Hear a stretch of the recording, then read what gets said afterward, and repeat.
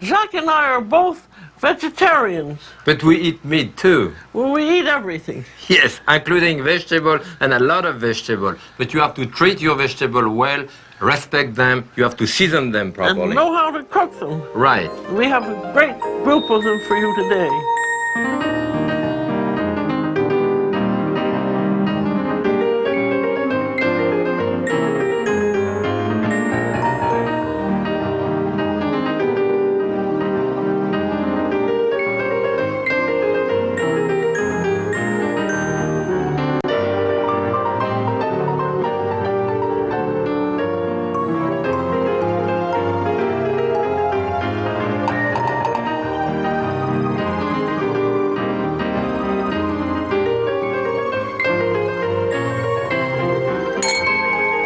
Happy cooking. Bon appetit.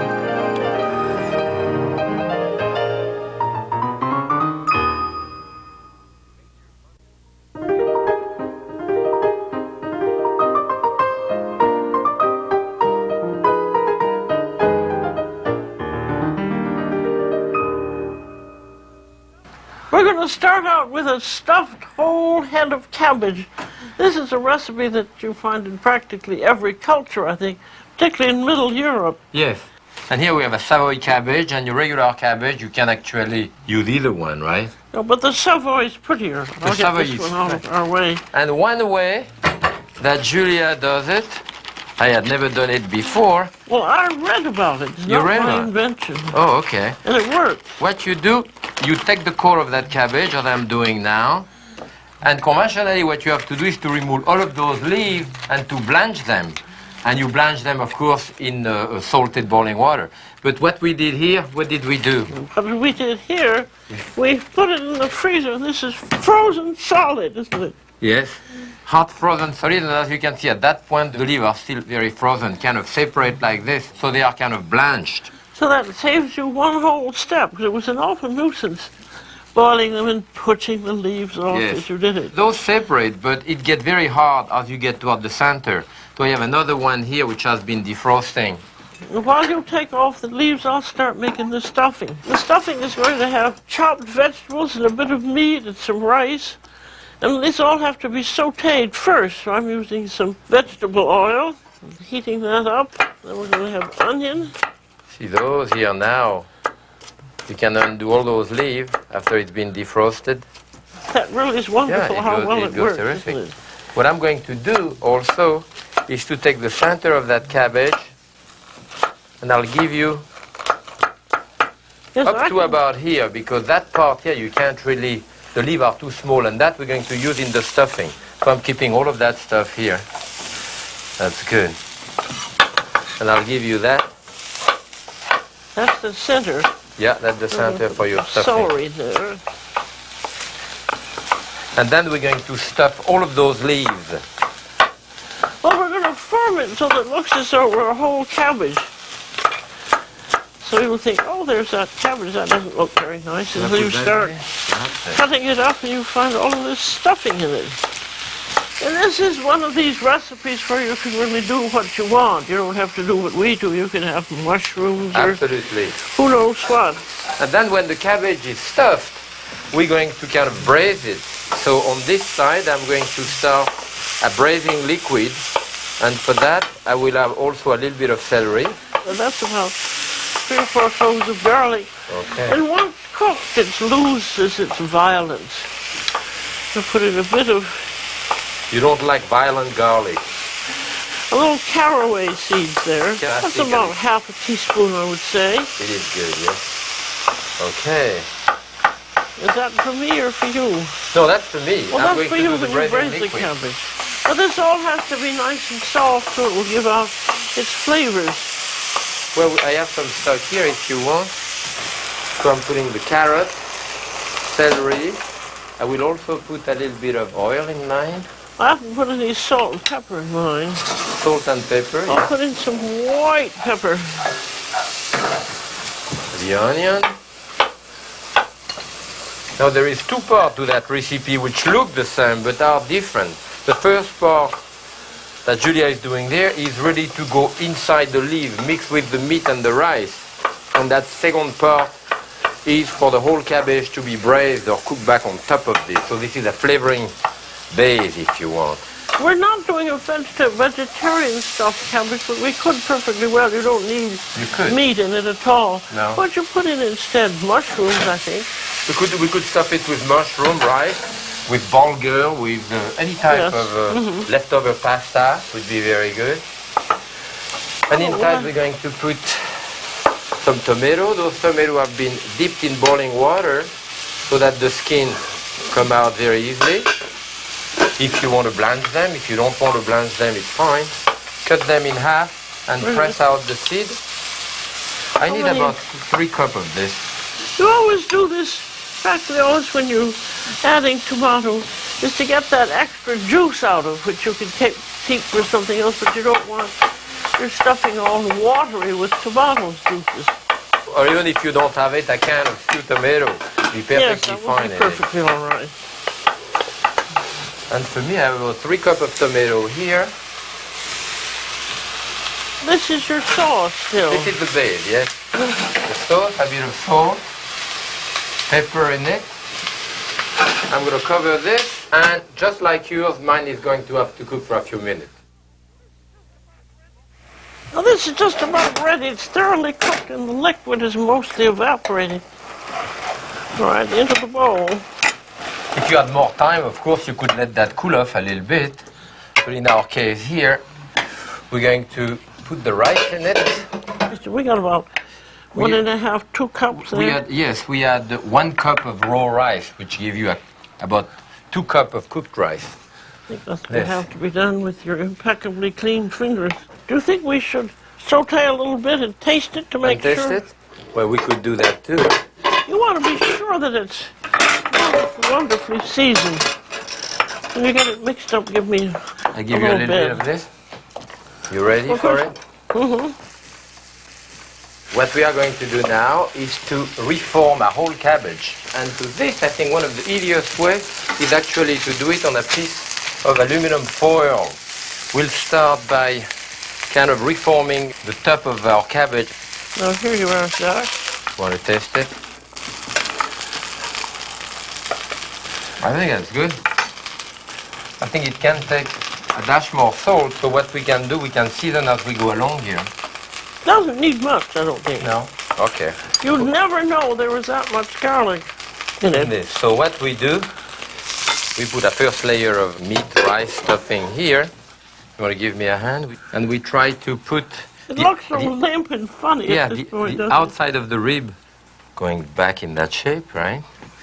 I need to put at least another layer here. You got a lot of stuffing there. I have a lot of stuffing. We're going to do a big cabbage. Here we are. You can do this alone, but it's better with 2 people, isn't it? Yes. Always better to cook with your family and friends. Here I have a 3rd layer here. That's it. Here, we're using everything. Okay. I mean, actually, we could reform it like this in the shape of the cabbage, and this is good with this. And I think another good idea, too, is actually not to have that much aluminum foil, so the juice of the cabbage can mix in there, run, instead of being totally covered, I think. That's a good idea, isn't it? And of course, we're going to cook that upside down this way, reforming it like a large cabbage. So, I have my vegetable stew that's cooking here. I'm going to put that right on top in the middle here. I'm going to put about a cup of white wine here. And half a cup or 3/4 of a cup of stock here. Then all these juices are going to mingle together. Yes. We'll have to bring it to a boil on top of the stove, then we put it into the oven. Here we are. Here. What's the oven at? 375. And now we just have to wait. Simmer. Wait and have a glass of wine, right? Yes. Good. Well, I think it's cooked. We'll bring that there behind you. Now that was about 2 hours for that big one. Yeah, for the big one. Watch out, this is hot. Now, how are you going to get it out of the pan? Well, I'm going to get it with one of your beautiful spatula there. That's coming out. That's beautiful. That should be fine. That's fine. Smell. I think we'll serve it without the... Without... So don't forget to remove it. And it's a good thing, you see, that I did not go completely underneath. So that will come out easy because... Look at that. No, you have some... Yes, we have some sauce extra like sauce. Extra sauce like that. A little bunch of parsley on top. Isn't that beautiful? Well, let's see how she serves. Yes, let's see how she serves. That's another thing. Okay, I'm going to cut a wedge right here.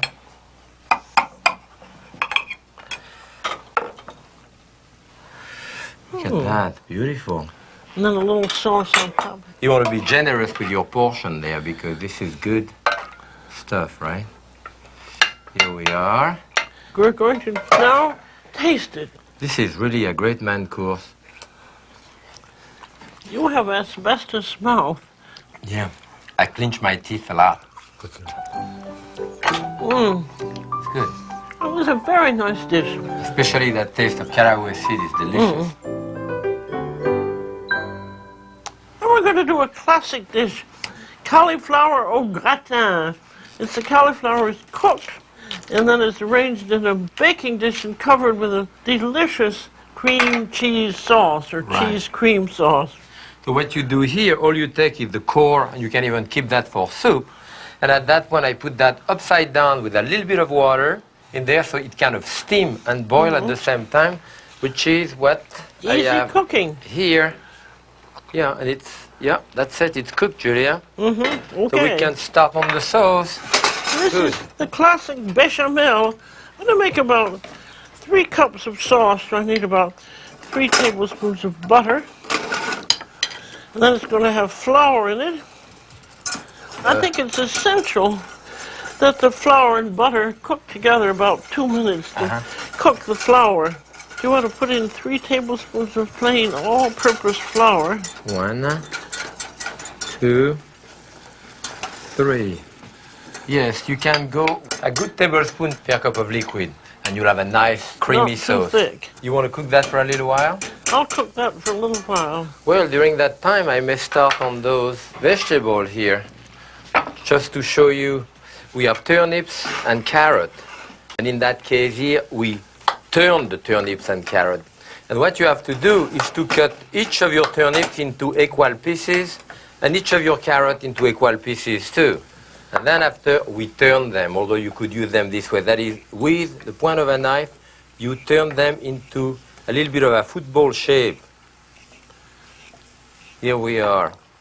You know, you do a couple like that, and we keep everything. You keep the trimming, you know, for soup or other things, so you don't throw out anything.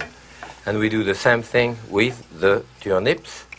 In that case here, I did not peel the turnips, so you wouldn't want to keep the shape, but you want them to have a nice, all equal shape. While he's doing that, I want you to look at this. This is the flour and butter for the roux.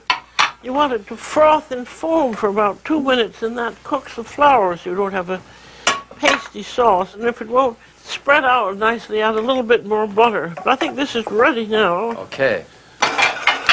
So what we'll do now, I'm going to take, this is cooked and I have a little bit of liquid around. We're going to use that liquid in the white sauce over there. So I put the lid this way.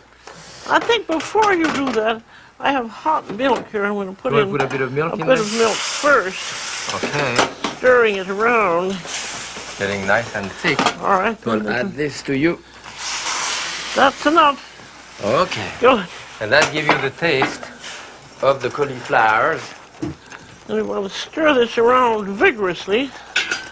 And during that time, I will remove that cooked cauliflower to the gratin dish here. I could give you a little more of that juice here. Good, I could use a little more. Okay. Good. You have salt and white pepper And now here. because you've carefully cooked your flour and butter together, you don't need to simmer it a great deal. After it's brought up to the boil, there's a little white pepper, some salt. Let's have a little tiny bit of nutmeg, Jacques. Okay. An itty bit. If you have a whole nutmeg like this, you can use a little cheese grater, or you can use the side of a knife to scrape it like this. You don't want too much nutmeg because you don't want to taste it and say, oh, nutmeg. Right. Has to be subtle. So now what we do, I separate the flowerette this way. This is really hot. And I turn them back the other way so that we have a nice gratin. This is good too, actually. I'm going to cut that piece here. And I'll add it to it in the corner here. And what I want to put, however, on top of it, I put a little bit of Swiss cheese grated before you put the sauce. Maybe a dash of salt and pepper. I think we can put some cream in here. Yes. Okay. Yeah, I think you have it. Yes, I have a little bit of cream for you. Well, that's pretty Yeah, thick. because that's a bit too thick, right? You want this? So, my gratin is ready. Do you want that to come to a boil first? It's come to a boil. It's already boiled. So we are ready. We are ready. Do we have a big spoon? Yeah. That's a good idea, putting the cheese on there. Then they'll go cheese on top of the sauce. You know what? We need all that sauce. People often, they don't put enough, you know. Yes. This would be going with a kind of a lean meal, like just a roast or broiled chicken or lamb. The gratin is always welcome at my house. Julia, you put some cheese on top? Oh, I think so. I think I like the Swiss cheese on this. Now you want to cook your gratin on a jelly roll pan or a cookie sheet on top, because if it's spilled over and the heat transfer is better and it's easier to get in and out of the oven. Now you With a can, little bit on that get corner. this ready several hours ahead. In this case, because it's all hot, you could probably put it quite a distance under a hot broiler and it would heat the whole thing. Oh, yes. But if it were cold, you'd have to put it in the oven at about a In the hot oven. 375 Yeah. oven. It'd take you about 20 minutes for the to cook through and the top wait. to brown. I'm going to put it in the oven. So it's a good dish to have, mainly because you can get it done ahead of time. It's really delicious, I think. Yes. And Very maybe during old-fashioned. that time maybe we'll start this. You think the carrots are going to cook a bit longer, right? Yes, I So maybe we should do start them the first, carrot I first. think. So what I have to do in there is to put some water. What happened there is that you want to glaze the carrot and the turnips. So to achieve that first, they have to cook. So you put about just enough water. It doesn't even come to the top. In this, you put a little bit of salt that you're going to need. Then we put a little bit of sugar. And that makes for the caramelized for the glaze. Yes. And a piece of butter. You want to cook your carrot 3 or 4 minutes ahead and then add the turnips. What happens is that as soon as they are tender enough, you remove the lid, then it boils down, and by the time you are left with the sugar and the butter, it's going to caramelize and start glazing the vegetables. Well, this is boiling very nicely. Now for about 4 or 5 minutes, I'm going to add the turnips, put it back, and cover it and cook it until it's just a bit firm but starting to get tender. You may have seen this ugly-looking thing in your grocery and wondered what in the world it was. It's a celery root or a celeriac. It makes an absolutely lovely salad. You can cook it and mix it with mashed potatoes. But you have to peel it. Yes. But first, you know, while I'm going to peel that, I'm looking at my carrot here. You see they are tender. This is tender too, and basically there is no more juice left or very little. So now I cook it without the lid, meaning that it's going to reduce more and eventually start glazing. So I'll keep an eye on it while doing this. First, the part of the root here, you have to cut a fair amount of it, you know. It smells wonderfully of celery. If you do it ahead of time like this, you have to rub it with lemon because it discolors rapidly. It's a hard skin. I have a very sharp knife, and you have to So I'm going to rub watch this your with finger. lemon. Now we've got to cut it in very thin matchstick sizes. One of the easiest ways is probably doing it in the food processor, right? And that type of blade that I use here is a type of shredder. And it works actually quite well. And it's That's of course the easiest thing. You easiest go right in because here. We'll give you And this. if you do it ahead, be sure and put a little lemon juice and salt on it. It is good that they marinate a little bit ahead so that the celery soften, you know. And then you have the final sauce, and I'm going to make a mixture with a bit of mustard. I think that And a my carrot and turnips Oh, are about right. that's lovely. Aren't they beautiful? Lovely. Those you can go ahead and reheat. That looks beautiful. I'm going to stop it right there. I'm going to put in some sour cream. Okay. You want a little whisk? Mm-hmm. And there's a little mayonnaise, because you like mayonnaise too, so we have a bit of everything. It's a good idea. Now put her in. I think we're going to need some pepper in there, though. White or black? Oh, you like black, let's have black. Okay. Pepper is pepper. Pepper is pepper. So, we toss it. And again, as you mentioned before, it's a good idea to do that a little ahead so they have time then to... it softens and sort of all the flavors blend together. Okay, well, you want to Well, taste let's have a little taste. I want to grab it with my impeccably clean finger. I think a little bit of salt, right? That's definitely. There we are. There? So this, we will say this is sat for 2 hours. Okay. Perfectly seasoned, absolutely delicious, ready to serve. I have beautiful Boston lettuce here that we can put around. Do you want to ladle it in the middle? All right. And maybe I'll do a little decoration with a tomato. Well, that would be nice. I'll do a bit of a rose with the tomato skin. So what you want to do is to take the end like this to have a base. And then after start slicing around. And you want to cut in a jigsaw fashion with your knife so that you have a bit of a texture here.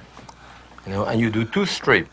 Now, what's wonderful about you, Jacques, that you've worked all over the world and you've picked up all kinds of wonderful tricks. Yes. Which you are sharing with us, which is very nice. And I enjoy sharing it with you and all my friends. So, on that base here, where you have the first one, then you can do like a crown like this.